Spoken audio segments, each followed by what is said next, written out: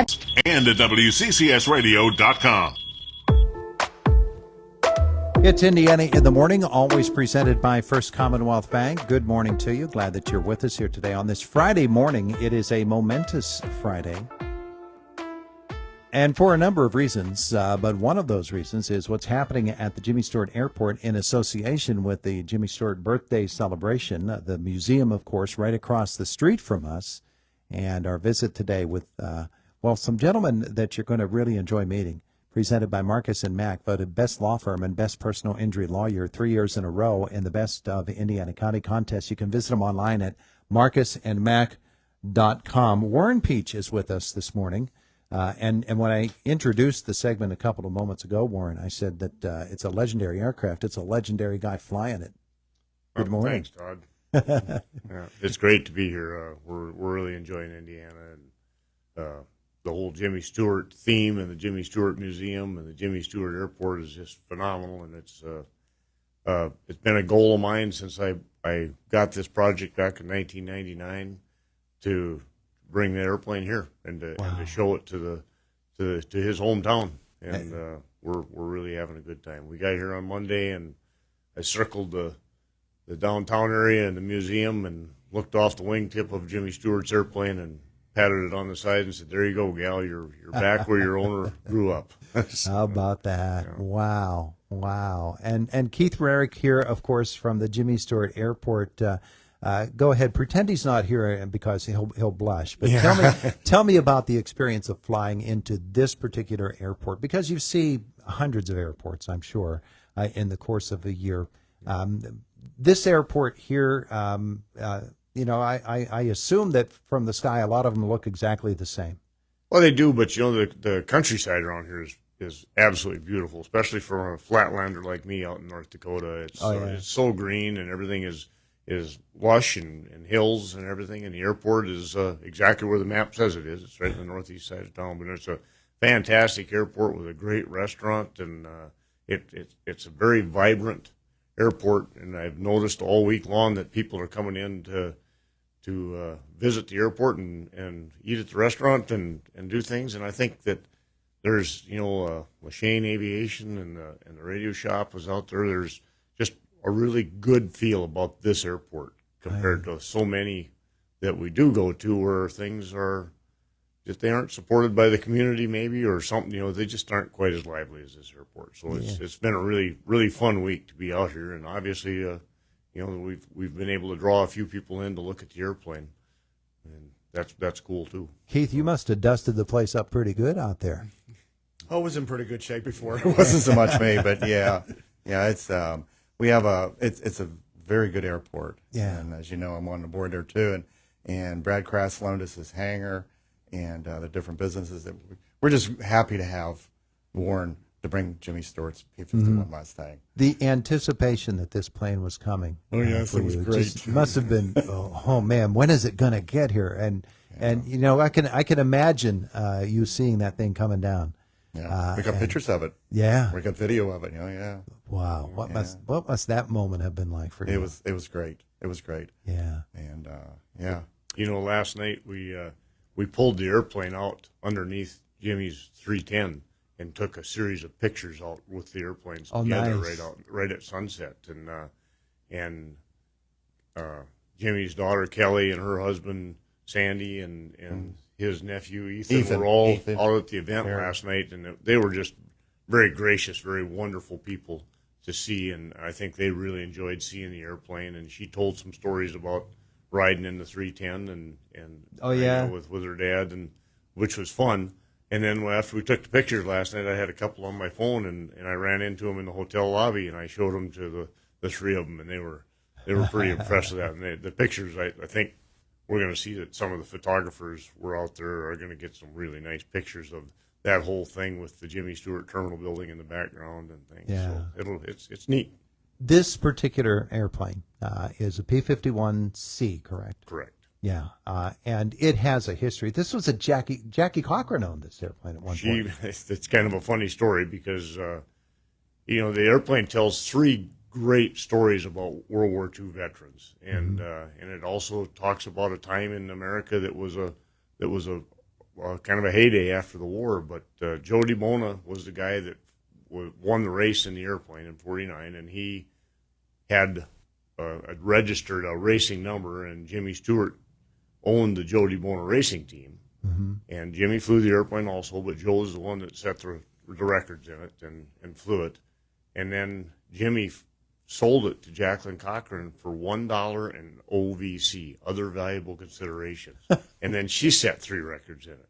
And then she sold it back to Jimmy, or the Joe DiBona racing team, for $1 and OVC, other valuable considerations. So they were kind of working together to do that stuff. And then it went on to set a transcontinental speed record that still stands. It still holds 5 records, the 3 that Jackie set and the 2 that Joe set in it.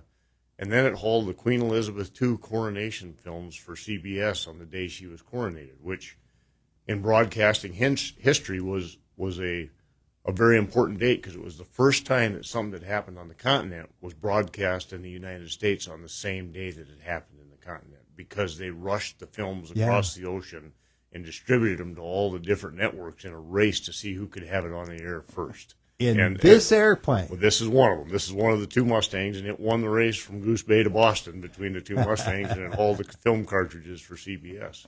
And Walter Cronkite actually was in England and made the films for the deal, so it was hauling his film cartridges over here to be broadcast. Wow. Yeah. So the airplane has a lot of history. A lot of great stories. It really does. But so do you. Tell me about your history with this airplane. Well, I grew up in a flying family. My dad started a flying service back in Minot, North Dakota, and long before I was born. And I grew up in that. And my dad built a home-built biplane in 1967 when I was 9, and we took it to Rockford, Illinois, for the EAA fly-in. And I rode down in a Mooney with some other guys. I was 10 years old, and it's the first time I ever saw a Mustang. Mm-hmm. And I watched Bob Hoover fly and her show in it, and there was 6 Mustangs sitting there. And I went home and painted a picture of a Mustang on my bedroom wall when I was 10 years old, and I started dreaming. And I've been flying warbirds since 1992, and I've been flying my whole life. I flew for an airline for 20 years, hauling troops all over the world and doing things, flying air ambulance at home and the charter, blah, blah, blah. Lots of things. And but the Mustang story. So I was actively looking for a Mustang project, and I bought the parts for this airplane in 1999 in Nebraska, and it had actually been damaged, had been crashed in 1955, not by the team. Jimmy Stewart sold the airplane to a weather mod operation. Mm-hmm. Anyway, it was 2 years before I realized that it was Jimmy Stewart's airplane. I started doing the research on the serial numbers and stuff, and I went, wow. And I had no choice but because I've always been a Jimmy Stewart fan. Always have, long before this airplane. I'm a big Western guy and stuff. And on July 2nd of 1997, our son was born. He's sitting right out there. He brought a Harvard in here for this event. And when I walked out of the room after he was born, I looked at the TV screen, and it said, actor James Stewart has passed away. Logan was born the same day that Jimmy Stewart died. He was born on that day. Yeah, and so anyway, there's just so many things that lined up that I had to have this airplane in the colors, and it's painted exactly the way it was when it crossed the finish line at Cleveland in 1949. Really? And so when people look at it, it's got Jimmy's name on the side, along with the whole crew of the airplane, all of the mechanics and the people that contributed to building the airplane and the pilot and stuff. So it's been an awesome airplane, and it's if I do say so myself, it's a very pretty airplane. Yeah. Oh, it's beautiful. Yeah. Wow, it's a gorgeous aircraft. All right, so there's that. You're here now, and you're going to go to Reading after this. Yeah, we're going to be in the air show at Reading on June 6, 7, 8. Mm-hmm. So it's the 80th anniversary of D-Day. And actually it's the 81st anniversary of D-Day. Yeah. It's the 80th anniversary of the end of World War II. Anyway, we'll be at Reading, and then we're going to bring the airplane back here just to put it in the hangar for 3 days, and then we're going to take it down to the Udvar Hazy Center at the National Air and Space Museum in Washington, D.C., and have it on display for June 14th for their celebration of the 80th anniversary of the end of World War II. And I'm going to join another one of the Mustangs from the museum there, and then he and I will go back on the 15th of June back to North Dakota. Yeah, well, I said I imagine it's going to be at Udvar. That's my favorite. Oh man, I it's love quite a going place. there. Yeah, I mean just to see the blackbird. Yeah, exactly. Yeah, it's quite but a place. I loved going there because there is a Corsair. I can't remember the numbers on it, but there's a Corsair. My dad in the Marines was a Corsair mechanic. Oh, So I needed to see that airplane. And then Keith, at the Jimmy Stewart one of the air shows a few years ago, there was one here. Yes, we did have one here. And it amazed me to hear that airplane because you can barely hear the thing. It's almost a silent flyer. yeah, they're very quiet. They turn low RPM. We had one at the museum for 10 years, and I flew it a lot. Oh, yeah. Yeah, and they're a fantastic airplane too. You know, they're all designed for pretty specific purposes, and every airplane and every World War II airplane had a different purpose in the war. Sure. Interceptor or long range or you know, whatever they were. So yeah, but the Corsair is a beautiful airplane. The other Mustang that we're bringing from Dakota Territory Air Museum in Minot, North Dakota, is Lopes Hope III, and it's named after Don Lopez, who was the deputy director of the Air and Space Museum for 28 years. Oh yeah. And I knew Don pretty well, and we commissioned this airplane to replicate the airplane that he became an ace in China.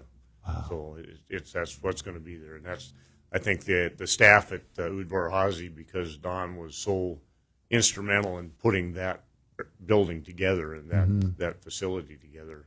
They're really looking forward to seeing Lopes Hope. I bet you. Yeah. I bet you. Keith, for folks that want to see this airplane, what's the schedule? Do they have the opportunity still to see Oh, it? my, yes. Yeah, they can come out today from 12 to 3.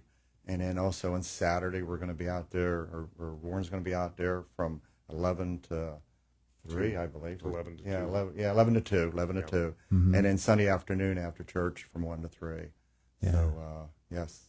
Wonderful chance for folks to see it. Oh, it is. We're so happy to Not have just it. a little piece of history, an amazing piece of history. Well, and there's an air race historian here, Kevin Grantham. He and his wife Jackie are here from Maryland, and he was instrumental in helping me with the pictures and the paint and the stuff on this airplane. Because he's been studying air race history for a long time, and he's here with a presentation that he's going to give today, actually, during the deal. But he has an entire slideshow showing not only this airplane but other racers and everything too. So we enjoy having him here, and he was a pretty big hit last night. There was a lot of people standing by the airplane watching the slideshow the whole time. Well, sure. Yeah. Sure. Wow. It's a wonderful thing. I'm so glad to be able to talk to you and meet you. Yeah, you too, Todd. And Keith, of course, Jimmy Stewart Airport. It's a kicking place, isn't it? Yes, it is. My goodness. It is. It's such an asset for Indiana County. And we need to acknowledge that. All right, we're well past the time that we should have stopped talking sorry. and moved on, but that's okay by me. We're having some fun here this morning. But the P-51C Mustang is at the Jimmy Stewart Airport. You'll be able to see it. Keith just gave you the schedule. And meet Warren. It's just an amazing piece of history right here in Indiana. And look forward to seeing that thing in the air again soon. It's 26 minutes after 8 o'clock. It's Indiana in the Morning on WCCS. 101.1 FM, AM 1160, WCCSradio.com. Boomer Sports next, and then Matt is with us from the WCCS Newsroom. This is Boomer Esiason with the Sportsman Edge, sponsored by Napa, the pros that know AC parts inside and out. Coming into tonight's Subway Series at Yankee Stadium, who could have imagined